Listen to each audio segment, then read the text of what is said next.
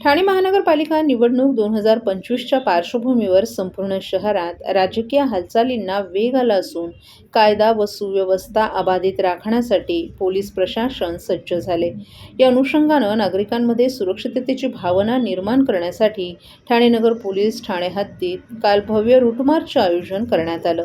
Thane police आयुक्त आशुतोष डोंगरे यांच्या आदेशानं या रूटमार्चची सुरुवात काल सायंकाळी 4:45 वाजता ठाणे नगर पोलीस ठाण्यापासून करण्यात आली.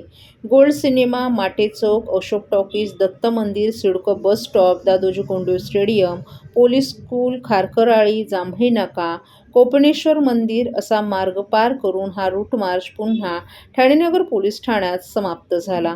या रूट मार्चमध्ये नौपाडा विभागाचे सहाय्यक पोलीस आयुक्त संभाजी जाधव, वरिष्ठ पोलीस निरीक्षक भारत चौधरी, पोलीस निरीक्षक प्रताप भोसले, पोलीस निरीक्षक द्वारका डोके यांच्यासह आरसीपी प्लाटूनचे 1+10, एसआरपीएफ प्लाटूनचे 1+15 अंमलदार तसंच ठाणे नगर पोलीस ठाण्याचे 8 अधिकारी आणि 40 अंमलदार सहभागी झाले होते.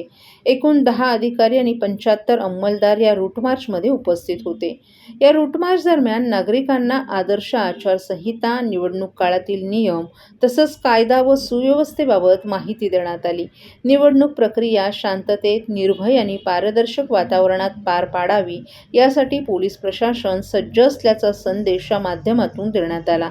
या रूट मार्चमुळे परिसरात पोलीस बंदोबस्तात विश्वासाचं वातावरण निर्माण झालं असून नागरिकांमध्ये सुरक्षिततेची भावना बळकट झाल्याचं चित्रही पाहायला मिळालं.